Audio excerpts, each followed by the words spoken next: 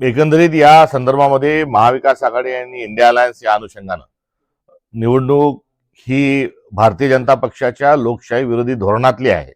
तर भारतीय जनता पक्ष ज्या विविध पद्धतीनं जो कारभार हाकत आहे तो हुकुमशाही प्रवर्गातील आहे आणि त्यांच्या वृत्तीला त्यांच्या प्रवृत्तीला विरोध करणं हा राजकारणातील असणारा आजचा महत्वाचा गाभा आणि महत्वाचा भाग आहे.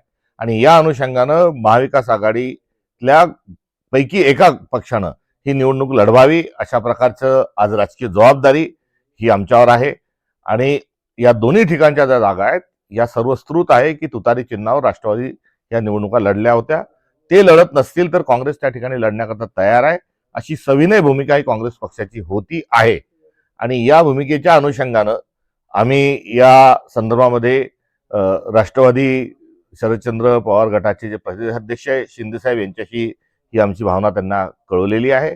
आणि त्यानुसार आज रोजी या संदर्भामध्ये चर्चा जरी सुरू असली तरी काँग्रेस पक्षाने दोन्ही ठिकाणी आपले उमेदवारांची चाचपणी केलेली आहे, त्यांच्या मुलाखती घेतलेल्या आहेत आणि उद्यापर्यंत उमेदवाराचं नाव देखील आमच्या काँग्रेस पक्षाच्या वतीनं हे अंतिम आम्ही त्या ठिकाणी करणार आहोत. त्यामुळे जी भूमिका होती त्या भूमिकेवर काँग्रेस ठाम आहे. आणि या संदर्भामध्ये राज्यस्तरावरील सर्व आमच्या नेत्यांशी चर्चा झालेली आहे. राष्ट्रीय स्तरावर देखील या संदर्भामध्ये आमचा संवाद आहे आणि उद्या दुपारपर्यंत याचा अंतिम निर्णय हा घेतला जाईल. या संदर्भामध्ये काँग्रेस पक्षाशी अजित पवार राष्ट्रवादी पक्षाच्या कोणीही आतापर्यंत संपर्क केलेला नाही.